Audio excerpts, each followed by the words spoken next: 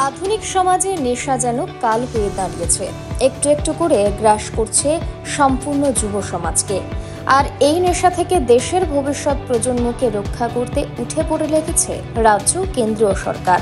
12 জুলাই নেশা বিরোধী দেশ গড়ার লক্ষ্যকে বাস্তবায়িত করতে ফটিকরায় নজরুল কলা কেন্দ্রে কুমারঘাট ব্লকের উদ্যোগে এবং পঞ্চায়েত সমিতির ব্যবস্থাপনায় আয়োজিত হয় মাদক বিরোধী সচেতনতামূলক কর্মসূচি।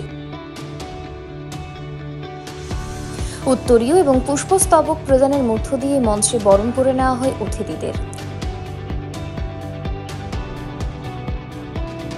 চারাগাছে জল সিঞ্চন এবং উদ্বোধনী সঙ্গীতের মাধ্যমে শুভারম্ভ হয় এই অনুষ্ঠানের।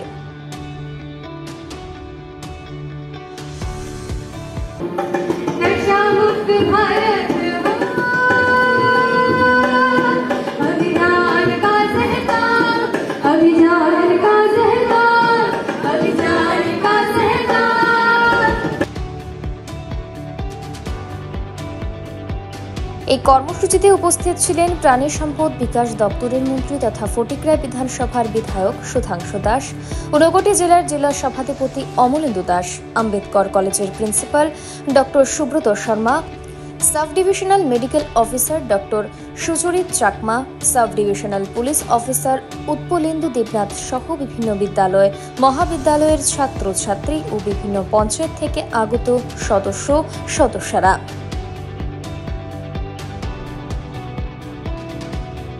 মন্ত্রী সুধাংশু দাস ওনার বক্তব্যের মাধ্যমে উপস্থিত দর্শকদের নেশা থেকে বিরত থাকার পরামর্শ প্রদান করেন।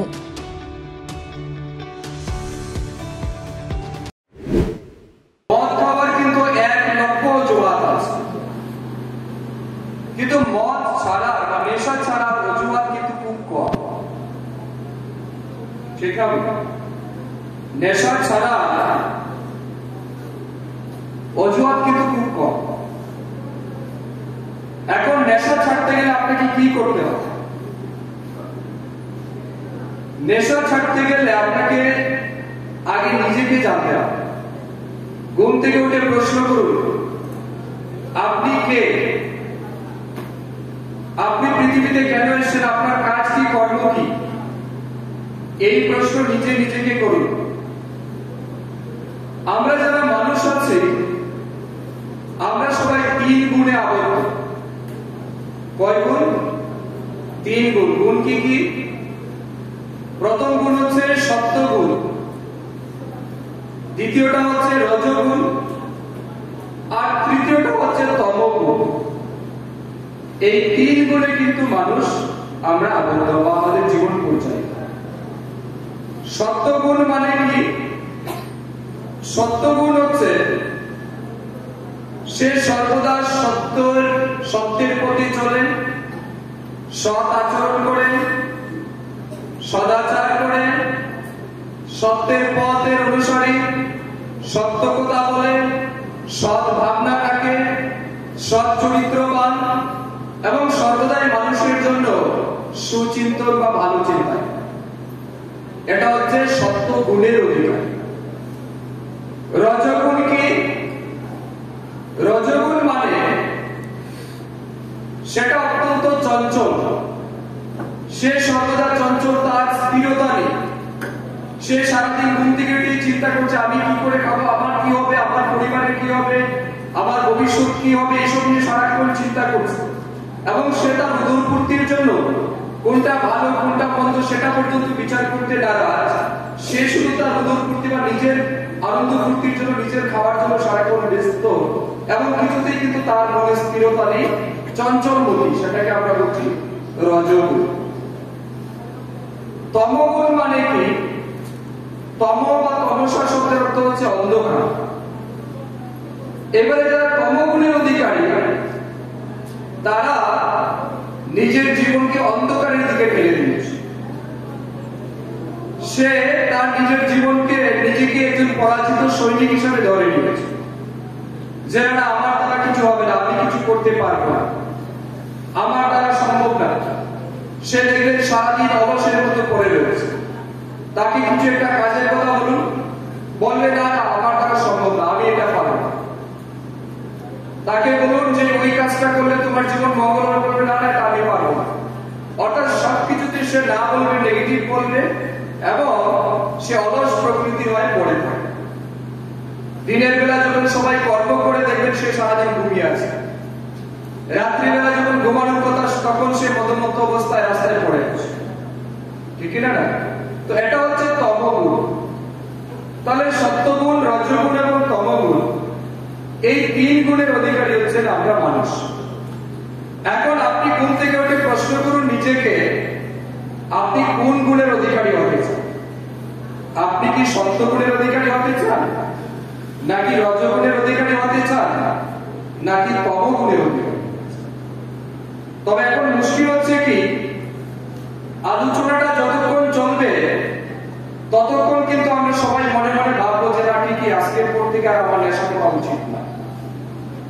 অনেকেই ভাবে যে না আজকের পর থেকে আমি সবসময় সৎ চিন্তা করবো, ভালো রাস্তায় যাব। কিন্তু এখান থেকে হলঘর থেকে বেরিয়ে সন্ধ্যার সময় যখন আপনার কাছে সময় আসবে সিদ্ধান্ত নেওয়া, তখন আপনি কতটা সিদ্ধান্ত নিতে পেরেছেন সেটা হচ্ছে আসল।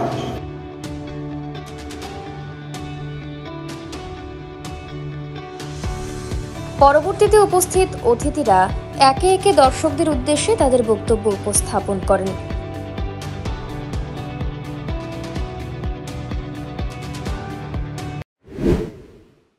হয়তোবা কোনো তার একটা টিনেজে সে তার প্রেমে বিচ্ছেদ হলো, সেখান থেকে হতাশাগ্রস্ত হয়েছে, মাদকাসক্ত হলো, কেউ আর্থিকভাবে দুর্বল হয়ে বা পরিবার থেকে কোনো ধরনের সমস্যা হলে সে হয়তো মাদকাসক্ত হচ্ছিল।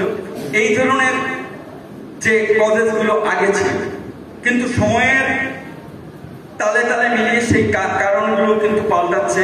আজকের যে স্ট্যাটিস্টিক্স, যেটা ত্রিপুরা বিশ্ববিদ্যালয়ের একজন বরিষ্ঠ অধ্যাপিকা তিনি একটা কেস স্টাডি করেছিলেন এবং সেই কেস স্টাডির কিছু পরিসংখ্যান আমি নিয়ে এসেছি। সেখানে আপনারা দেখলে সেই পরিসংখ্যানটা যদি আপনারা জানেন তাহলে আটকে উঠবেন।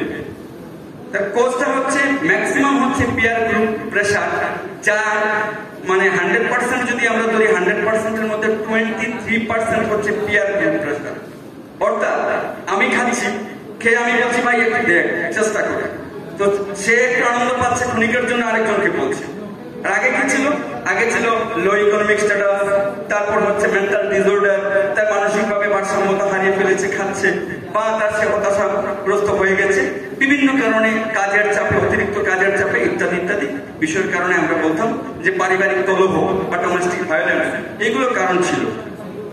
কিন্তু আজকের যুগে যদি আমরা দাঁড়িয়ে দেখি তাহলে সবচেয়ে হাইয়েস্ট হচ্ছে পিয়ার গ্রুপ প্রেশার, যেটা হচ্ছে 23%, ফ্যামিলি হিস্ট্রি 8%, আর ট্রাভেল রিলেশন বা স্ট্রেস সেগুলো হচ্ছে 10 to 12%। তাহলে সবচেয়ে আমাদেরকে আইডেন্টিফাই করতে হবে এই যে পিয়ার গ্রুপ, যে আমার ছেলে বা মেয়েটা যে যার সঙ্গে মেশা করছে সেটাকে দেখতে হবে, সেটাকে আইডেন্টিফাই করতে হবে, এবং সেটাকে আইডেন্টিফাই করলেই আমার মনে হয় যে আমরা অনেকখানি প্রবলেম সলভ করতে পারবো।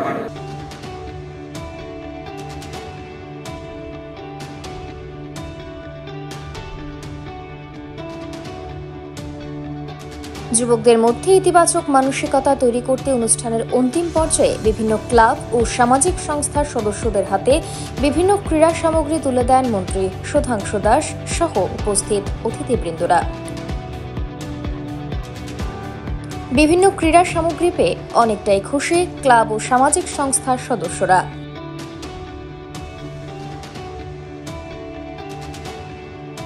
Bureau report, voice 18।